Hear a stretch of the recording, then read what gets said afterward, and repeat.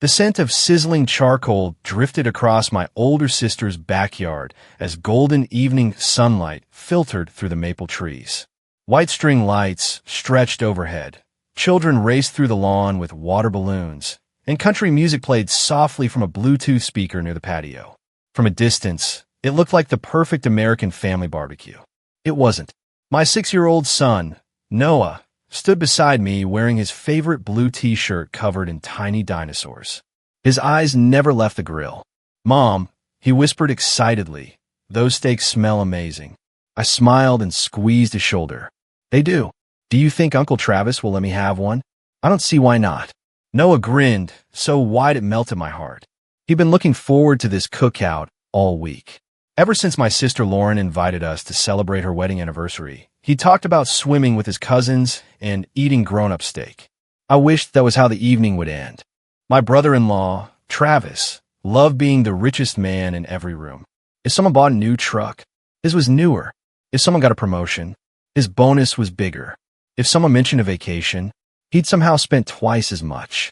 That afternoon, he stood behind a massive stainless steel grill, wearing designer sunglasses and a crisp polo shirt that probably cost more than my monthly grocery bill. Beer in one hand, grill tongs in the other. Performing. Because for Travis, every family gathering was another opportunity to remind everyone how successful he was. "You don't rush premium beef," he announced loudly as relatives gathered around him. "You gotta let it rest. That's why restaurants never get it right." Everyone laughed. Lauren stood nearby, recording him for Instagram. "My husband is basically a celebrity chef," she joked. He smiled proudly. Exactly the reaction he wanted. I quietly poured Noah a glass of lemonade. Most people at that barbecue believed they knew my entire life. They knew I worked from home. They knew I traveled several times a year. They knew I rarely talked about work. So, naturally, they assumed I wasn't very successful. I never corrected them. Over the years, I'd learned something valuable. The people who judge you by appearances usually weren't interested in the truth. "Mom?" Noah gently tugged my sleeve. "Can I ask now?" I nodded. "Go ahead." We walked toward the grill together. Travis was in the middle of another story. And then I told the salesman Cash, buyers don't wait around. A few uncles laughed. Someone whistled. Noah waited patiently until everyone stopped talking. Then he smiled politely. "Uncle Travis?" Travis finally looked down. "Yeah, buddy? Could I please have just one small piece of steak?" The smile disappeared from Travis's face. He slowly looked back at the expensive ribeyes sizzling on the grill. Then at Noah. Then at me. A smirk spread across his face. "No." Noah blinked. "Oh." Travis chuckled loudly enough for half the backyard to hear. "These aren't hot dogs." He tapped one of the steaks with his tongs. "These are prime ribeyes." More relatives turned toward us. Then came the sentence that changed everything. "These are for people who actually earn them." The conversation stopped. Forks froze halfway to mouths. Even the children seemed quieter. Travis wasn't finished. He looked straight at me. Not really meant for kids whose mom never managed to build a real career. For a few seconds, nobody spoke. Not my parents. Not my sister. No one. My mother suddenly became very interested in rearranging the potato salad. My father cleared his throat, but never said a word. Lauren let out an awkward little laugh. "Oh, Travis, you're impossible." But she never told him to stop. That hurt more than his insult. Then my Aunt Diane decided to join in. "Sweetheart," she said gently, pretending she was helping, "he's a little blunt, but he's not completely wrong." She folded her arms. "You've always been smart, Emily.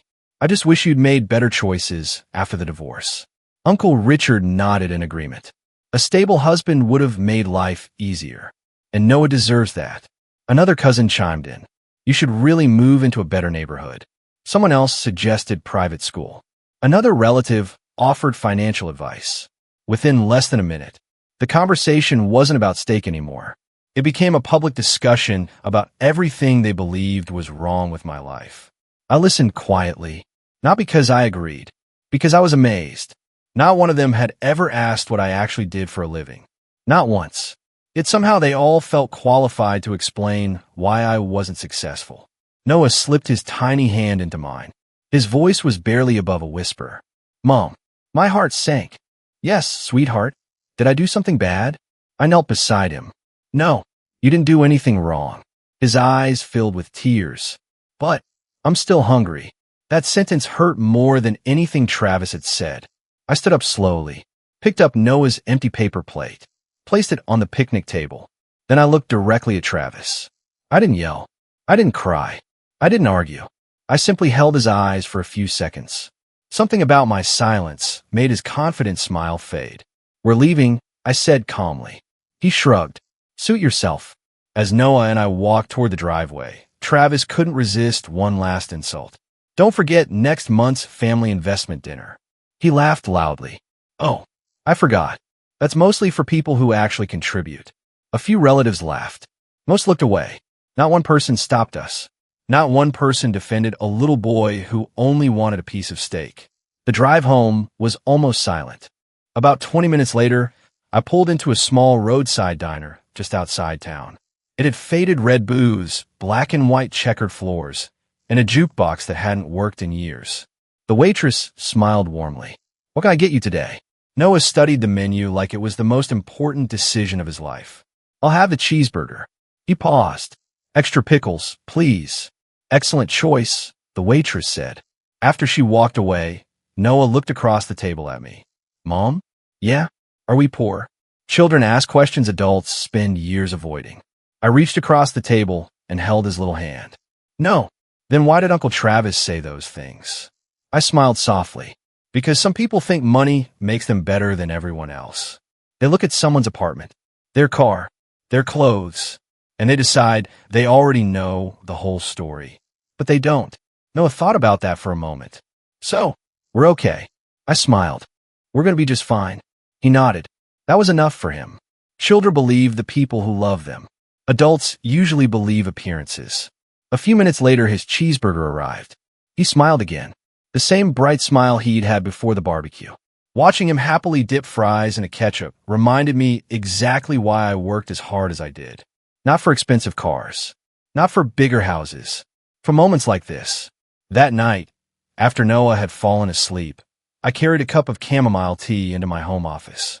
Anyone else would have called it a spare bedroom. Simple desk. 2 computer monitors. Bookshelves. Nothing fancy.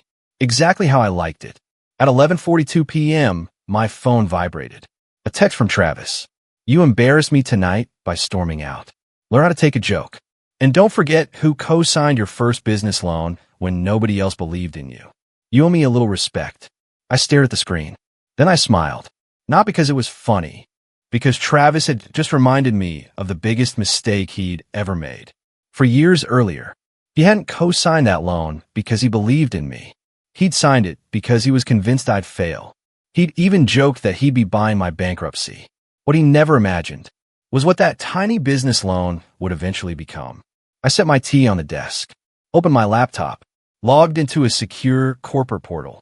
Dozens of confidential emails appeared on the screen. One subject line immediately caught my attention. Commercial credit review, Travis Bennett. I clicked it. As the file opened, a slow smile crossed my face. For the first time that entire day, I realized fate had perfect timing. The file finished loading in less than 3 seconds. I leaned back in my chair and quietly read every page. Travis Bennett, owner of Bennett Outdoor Supply. 2 commercial loans. 1 home mortgage. 1 boat loan. 3 credit lines. Everything current. Except 1 payment. His primary commercial loan had entered a 5-day delinquency window that afternoon. Normally, I would have never even noticed. I wasn't a loan officer. I wasn't a banker. And despite what my family believed, I certainly didn't spend my evenings worrying about people's mortgages. But this file had landed on my desk for one simple reason. My company had recently acquired a controlling interest in the private investment group that now managed several regional commercial lenders, including the institution financing nearly every major purchase Travis had bragged about for years. I wasn't the owner of a bank. That would have sounded ridiculous. I was the managing partner of the investment firm that owned the company overseeing those assets. There was a world of difference. And unlike Travis, I understood it. I closed the file, took another sip of tea, then looked out the window into the quiet night. For several minutes, I didn't think about loans or business. I thought about Noah. His tiny voice still echoed in my head. Mom, did I do something bad? No child should ever have to ask that, especially because of a grown man's ego. My phone buzzed again. Another message from Travis. Still mad? Seriously? Grow up. Then another. Lauren thinks you owe everyone an apology. I laughed under my breath. An apology. Interesting. I opened a new message. Travis, tomorrow morning you'll receive a routine notice regarding your commercial account. I suggest you read it carefully before sending me another text. I pressed send. Nothing more. Nothing less. Less than 10 seconds later, my phone rang. Travis. I declined to call. He called again. Declined. Again. Declined. Finally, I turned the phone face down and went to bed. The next morning began like every other Tuesday. Coffee. A quick workout.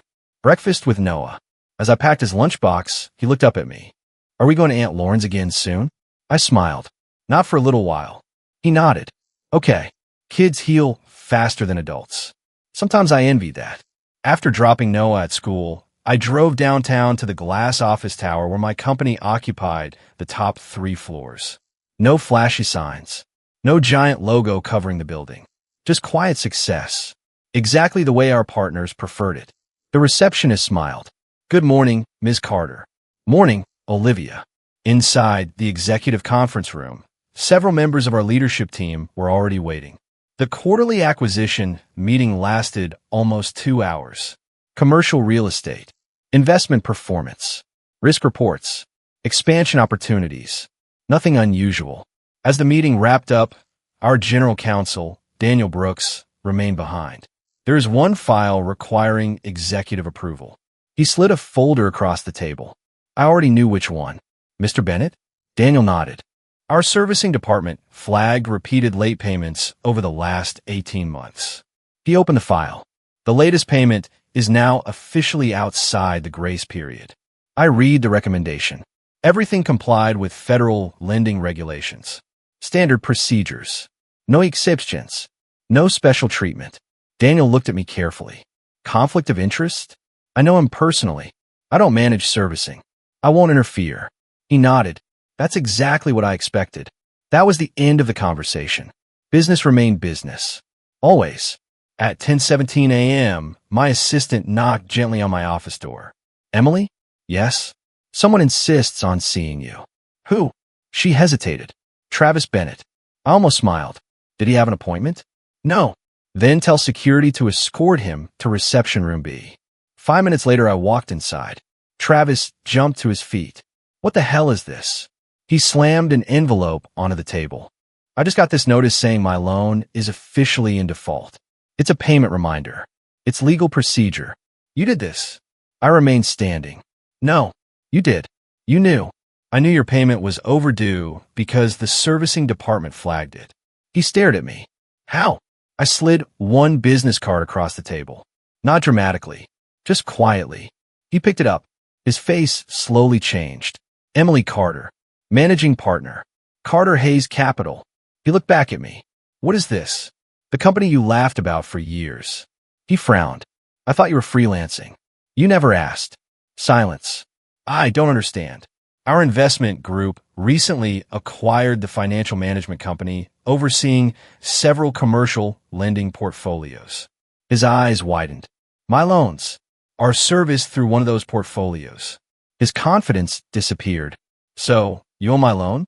No, I don't personally own anything. My company oversees thousands of accounts. Yours happens to be one of them. He sat down slowly. This has to be some kind of joke. I thought the barbecue was the joke. His mouth opened, closed again. You can't treat family like strangers. I looked directly at him. Yesterday, you treated my 6-year-old son like he wasn't family. He had no answer. For the first time since I'd known him, Travis Bennett had absolutely nothing to say. He rubbed both hands across his face. I was kidding. No, you were showing off. There's a difference. I didn't mean it. Neither did Noah. He only wanted a piece of steak. The room became painfully quiet. Finally, Travis spoke. What happens now? I folded my hands on the table. The same thing that happens to every borrower. You make the payment. The account returns to good standing. And if I don't, the servicing department follows federal lending procedures. No exceptions. He stared at me for several seconds. You really won't make an exception? I slowly shook my head. If I did, I'd become exactly the kind of person you think I am. His shoulders dropped. I understand. It was the first honest thing I'd ever heard him say. As he stood to leave, he stopped at the doorway. Emily. I looked up. I owe Noah an apology. Yes, you do.